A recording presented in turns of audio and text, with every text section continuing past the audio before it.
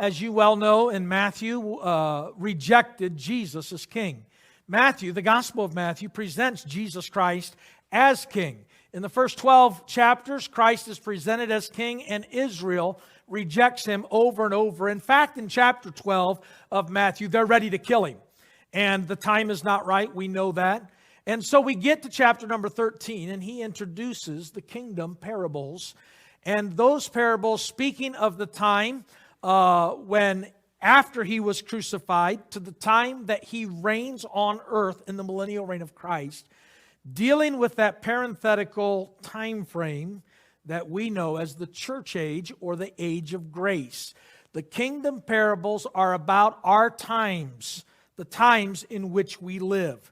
And so he's written 8 parables, all of them having to do with the gospel in some form, and different aspects and angles in relationship to the gospel of Christ. And so he speaks them to his people, to his disciples in that day, but they have spiritual import regarding salvation.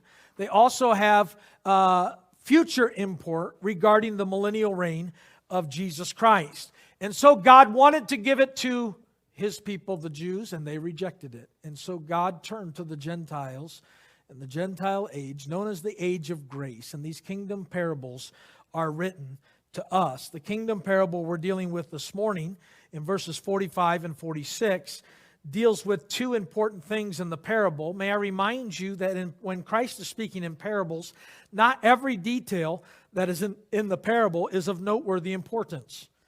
But the parable is giving, it is an earthly story with a guided meaning, primarily one spiritual meaning. And so as we're looking at the kingdom parables,